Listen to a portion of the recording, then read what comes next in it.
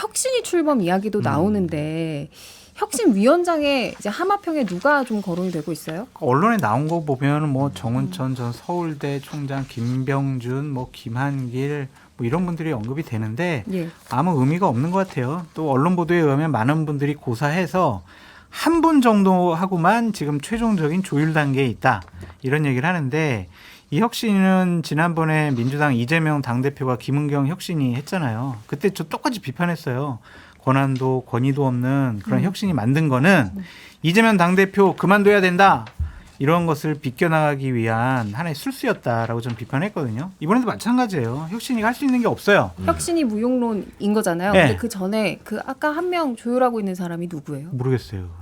아 그냥 한 명이랑 조율하고 있다 정도만 언론 보도에 그렇게 나왔더라고요. 언론 보도가 됐다. 근데 뭐 그분도 와가지고 할 수 있는 게 아무것도 없다. 그냥 조용히 사고나 치지 말고 그렇게 가는 게 혁신의 가장 큰 주요 임무가 될 수도 있다라고 보여집니다. 그러니까 지금 장 소장님이 지적하신 것처럼 이제 당을 불문하고 혁신위에 대해서는 이제 인물과 이제 네. 권한 범위에 그럼요. 대한 이제 논란이 계속 문제예요. 나오잖아요. 네. 근데 성공 사례도 있어요. 그러니까 이제 권한에 대해서 좀 뛰어넘은 사례인 것 같아요. 2005년 이제 한나라당의 홍준표 혁신이 당시 이제 주류였던 친박이 이제 친박이 아닌 홍준표 의원의 이제 의사를 수용하면서 성공한 사례고 또 2015년 새정치민주연합의 김문수 혁신이 여기도 이제 김문수 아닐 그게 이제 새누리당 때. 새누리당 때. 새누리당 죄송합니다. 김문수 혁신. 제가 이제 말씀드리고 싶었던 것은 이제 정정을 하면 2015년 새정치민주연합 당시에 이제 그때 문재인 의원이 이제 김상곤 혁신이 네, 문재인 대표 시절에. 맞아요. 문재인 대표 네. 시절에 이제 김상곤 혁신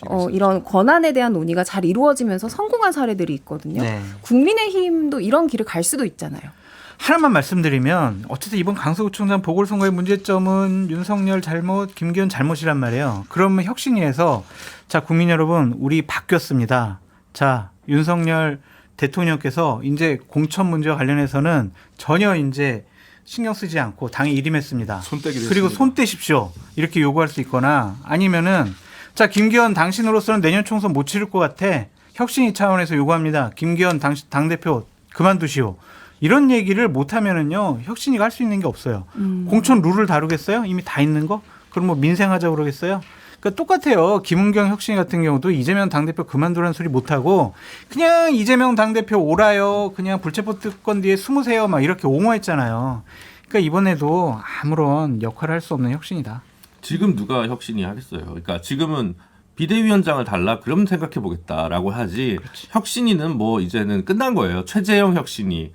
김은경 혁신이 그냥 조롱의 대상으로 전락해버렸어요. 그분들이 아무리 좋은 안을 내고 열심히 해도 그래서 이제 뭐 여의도 바깥에 있는 사람이 혁신위원장 하세요. 아 됐어요. 이렇게 얘기할 것 같아요. 저는 정말 그거는 끝이고 비대위원장을 주거나 아니면 선관위원장 해가지고 공천과 관련된 관여된 걸 주면 근데 이제 나는 출마할 생각이 없다. 하지만 내가 추천하는 사람 한 두세 사람 정도는 좀 인선할 수 있게 해달라. 이 정도 딜을 쳐야 누가 좋은 분이 가죠. 그것도 안 주려고 하고 여기는 저희 한 다음에 나중에 뭐 어디 그 김한길 위원장 다음에 뭐 저기 국민통합위원장이나 한번 하시죠. 아니면 뭐 민주평통 자리나면 하나 드릴게요. 뭐 이런 정도로 뭐 어디 갈 데 없는 분이 가실 수는 있겠지만 그러면 뭐 그건 보수혁신과는 거리가 멀 거라고 저는 생각합니다. 국민통합위원장 얘기가 나와서 지금 위원장이신 김한길 위원장도 하마평에 오르고는 있나요? 김한길 위원장 오르긴 혁신위원장 오르는데. 가기는 맞지 않을 것 같고요. 맞지 않다기보다 본인이 안 하려고 할 겁니다. 벌써 제안을 하더라도. 그리고 지금 이 국민의힘 혁신위가 흔들흔들 사람을 구하기 어려운 거는 뭐 기업인 얘기까지 있잖아요. 근데 서로 가더라도 언제 흔들려서 비대위 갈지도 모르고 그리고 말 그대로 전적인 권한을 받을 수 없기 때문에 그럼요. 그러지 않나 싶습니다.